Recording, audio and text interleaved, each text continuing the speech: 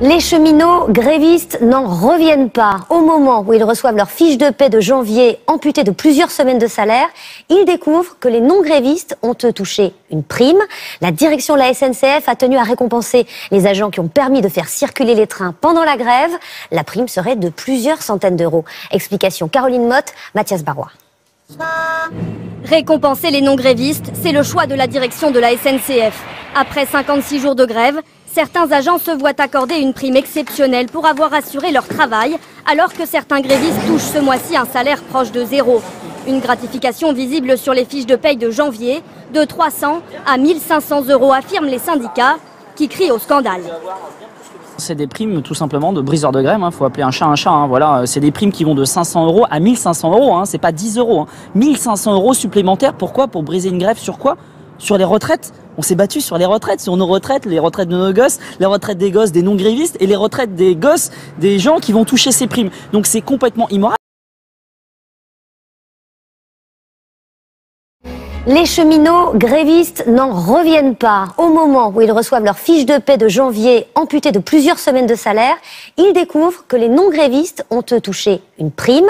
La direction de la SNCF a tenu à récompenser les agents qui ont permis de faire circuler les trains pendant la grève. La prime serait de plusieurs centaines d'euros. Explication Caroline Motte, Mathias Barrois. Bonjour la France, le monde entier. Jean-Claude Van Damme, pour la première fois à La Rochelle, l'acteur belge découvre la ville et son port. C'est vraiment très très beau. Ça peut être un décor de film pour vous Oh bien sûr. Dans Lucas, son nouveau film, JCVD joue le rôle d'un videur de boîte de nuit. Les cheminots grévistes n'en reviennent pas. Au moment où ils reçoivent leur fiche de paie de janvier amputée de plusieurs semaines de salaire, ils découvrent que les non-grévistes ont touché une prime. La direction de la SNCF a tenu à récompenser les agents qui ont permis de faire circuler les trains pendant la grève. La prime serait de plusieurs centaines d'euros. Explication Caroline Motte, Mathias Barrois. Jean-Claude Van Damme, bonjour. Bonjour.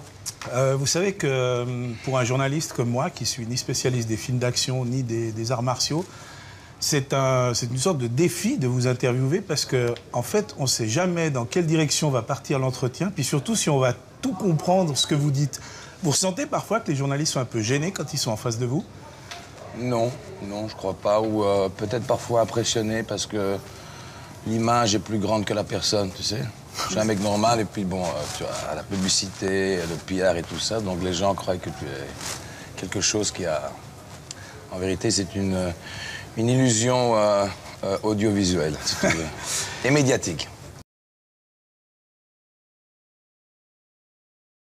Dans les années 80 et 90, il fut l'un des acteurs de films de combat les plus populaires du globe. En 2008, il étonnait son monde en interprétant son propre personnage dans le film JCVD. Aujourd'hui, Jean-Claude Van Damme est surtout un phénomène médiatique, à coups d'interviews déroutantes et de petites phrases devenues cultes. L'acteur belge était de passage à Bâle, c'est là que nous l'avons rencontré. JCVD a le verbe haut en couleur, l'anglicisme et le tutoiement facile, et vous allez l'entendre, à 50 ans, le voilà qui veut remonter sur un ring pour un ultime combat.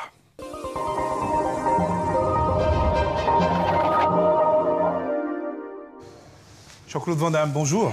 Bonjour. Vous savez que pour un journaliste comme moi, qui suis ni spécialiste des films d'action ni des arts martiaux, c'est une sorte de défi de vous interviewer parce qu'en fait, on ne sait jamais dans quelle direction va partir l'entretien, puis surtout si on va tout comprendre ce que vous dites. Vous ressentez parfois que les journalistes sont un peu gênés quand ils sont en face de vous? Non, je crois pas. Ou peut-être parfois impressionné parce que l'image est plus grande que la personne, tu sais. Je suis un mec normal et puis bon, tu vois, la publicité, le PR et tout ça, donc les gens croient que tu es quelque chose qui a... En vérité, c'est une illusion audiovisuelle, si tu veux.